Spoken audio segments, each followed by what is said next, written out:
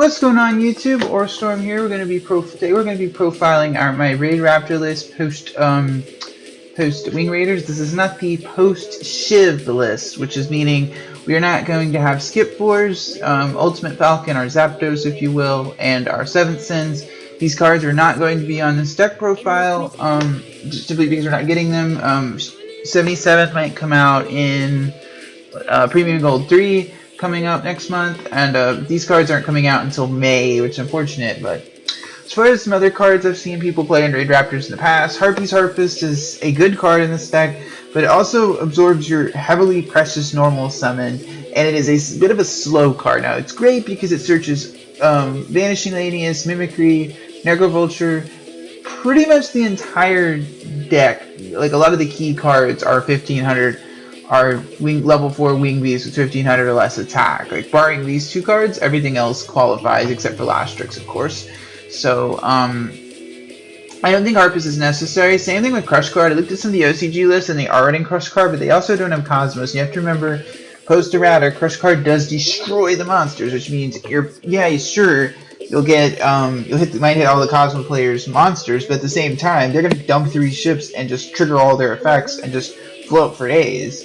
You don't want that. So, like, Crush Card is definitely not a card you want to be maining of, like, maybe in the side for a few decks. There's too many decks that trigger in the graveyard for, I think, right now, especially Cosmos, that you want to run Crush Card. As far as the other rank up cards, Doom Double is a really difficult card to get off. I find it always gets Twin Twister. I think total out of every time I have it, it seems to get hit, or it doesn't go off because my opponent doesn't attack into my monster. It's a good one of at best, Raptor's Force is not a bad card because this deck does have issues with recurring, but that's where Soul Shade Force basically comes in. And Soul Shade Force coming out Infinity, yes, it does cost you half your life, but we're talking like Soul Shade's a very mid to late game card. Revolution Force is not a bad card, certainly, because, yes, Ptolemaeus is banned, but at the same time, people will always trade a Castell, or 101, your Raid Raptor monsters. Well, Revolution Force will steal their monster. Yeah, your monster might go to the extra deck, but who cares? You're going to be getting a free monster. Like, a lot of monsters in Yu-Gi-Oh! Typically require 2 materials to get their effects off, so that's where Revolution Force can steal their monsters. Otherwise, on your turn, it's simply a generic. It might seem weird that I'm not running the quick plays that Tribute Lanius can search. You can run them, you just don't need them. Anyway, let's go ahead and get to deck profile, so I'm going to be saving periodically through the video. Talking about 3 copies of Fuzzy Lanius. Fuzzy Lanius' effect is like Blackwing monsters. If you control a Raid Raptor monster other than itself, you can special summon it, and if it's sent to the graveyard, you can add 1 copy of itself from your deck to your hand. So it's much like Shadow Mist, or Trick Clown. It never misses timing. However it gets there, it searches. When you do add another copy, when you do activate either its effect, it prevents you from summoning anything but Raid Raptor monsters during that turn. So something key to remember.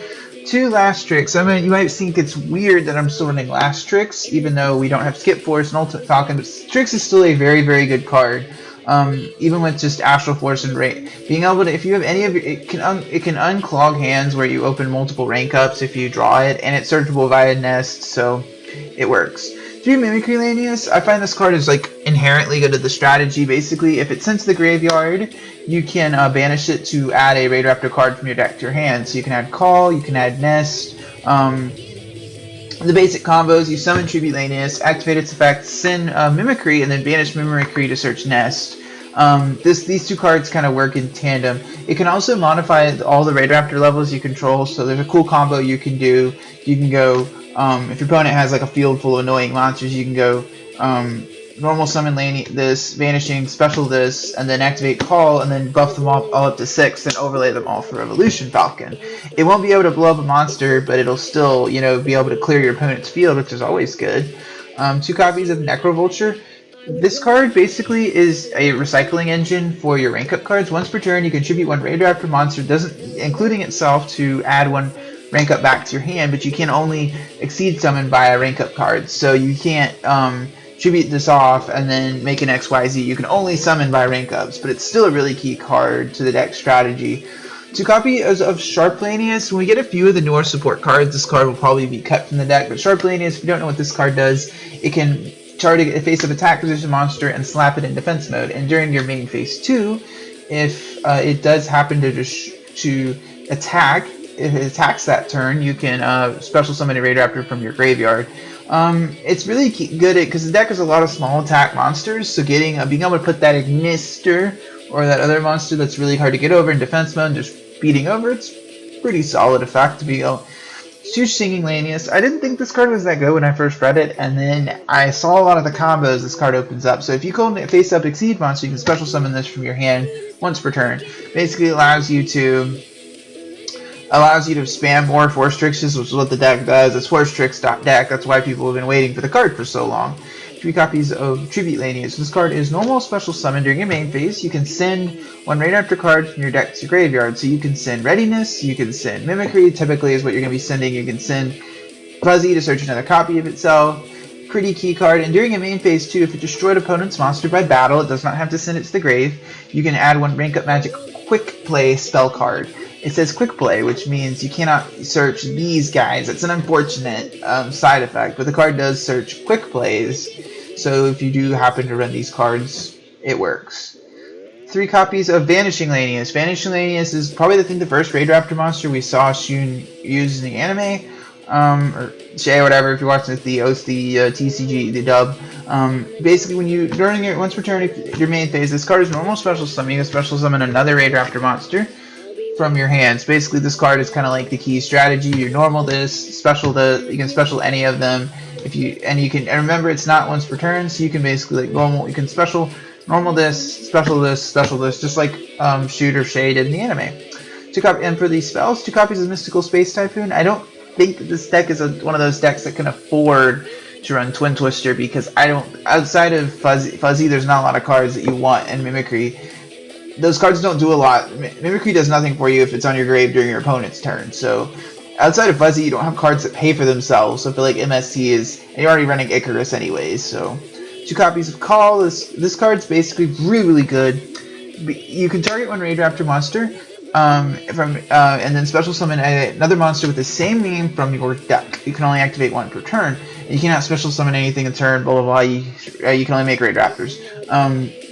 This card allows you to dodge a lot of back row, which is the key part of this card. It allows you to dodge, say your Vanishing Lanius gets Fiendish Chain, Breakthrough Skilled, you can just go ahead and activate Call, grab another copy from the deck, and go off anyway, which is the point of this card, is that it allows you to go off regardless of what your opponent does. It's also searchable if I have Mimicry Lanius, which is not bad. 2 copies of Nest. I've never found myself using the 3rd copy of Nest. I've had my first one get space, but I never find myself needing the 3rd. It is a really important card though, because if you control 2 or more Raid Raptor monsters, you can add 1 Raid Raptor monster in your deck. And the key part of this text is or graveyard to your hand. So it's one of the reasons even with Skip Force and Ultimate Falcon, I don't run 3 of this, because Nest can recycle it. So it's like, and you will be recycling Force Tricks. There will be some games where you will make this card like Force Tricks like 4 or 5 times. So that's why this card is really important to your deck. 1 Regaki. Clearing your opponent's field before you make a big push is always good, and your TK your opponent is always good. It's not as great in this deck though, because a lot of your main monsters like Revolution Falcon and Blaze Falcon do rely on your opponent having a board to do anything, but it's still a pretty good card.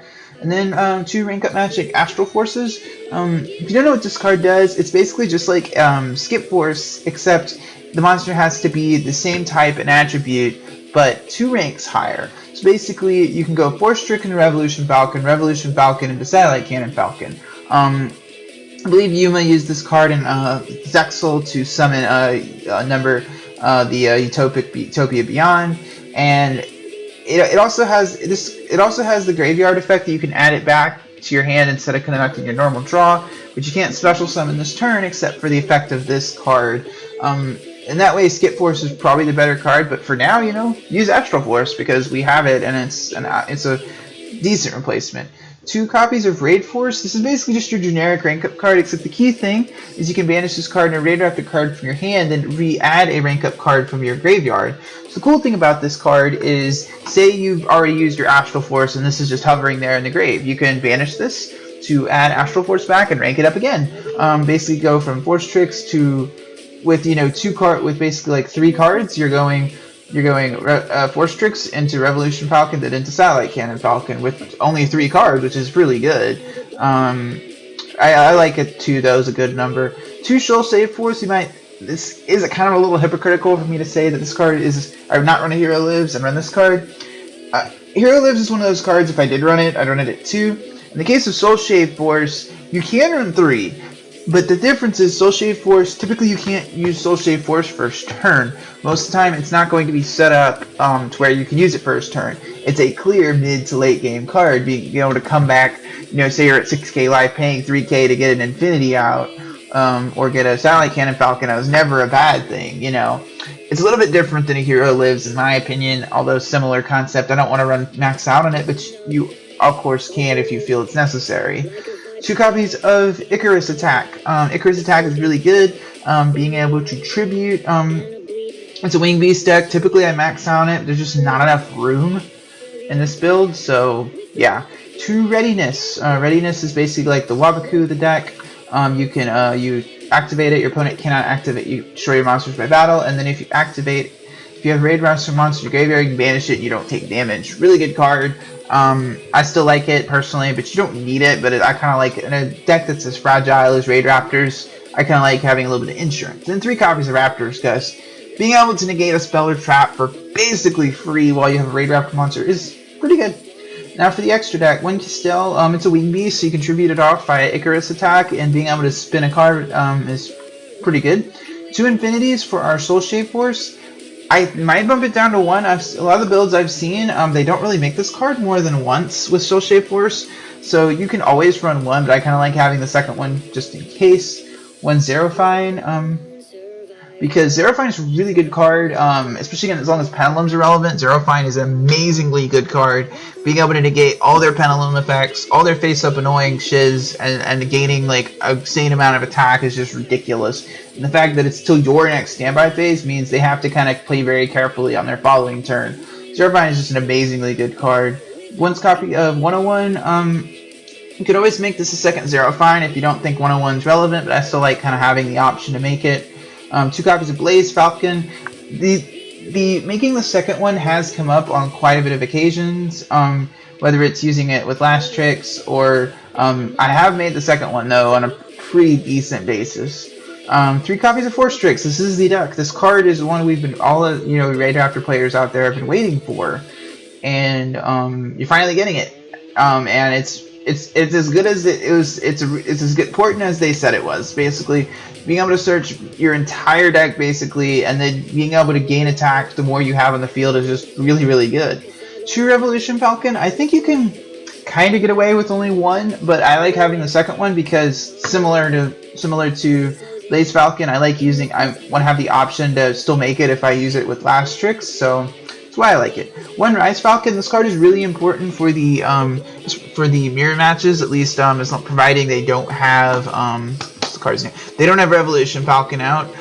Especially the cool thing about this card is it does not affect the monster. So if you make Rise Falcon, you can basically beat over anything. You can beat over Great Magnus. You can beat over Rise Falcon. Can beat over Great Magnus. Right? Falcon can beat over Ultimate Falcon when that comes out. This card is really, really, because it does not affect the monster, and on top of that, it can clear your opponent's entire field, which is really good. The fact that it does target the monster, but it doesn't actually affect the monster at all. So I still like having that one. And of course, the new card, 2 copies of Raid Raptor Satellite Cannon Falcon. When this card exceeds, it's a rank 8, so you'll typically make it with Astral Force or Soul Shave Force. So the effect is when it exceeds someone using a Raid Raptor monster, it's a Harpy Feather Duster. Your opponent cannot respond to it.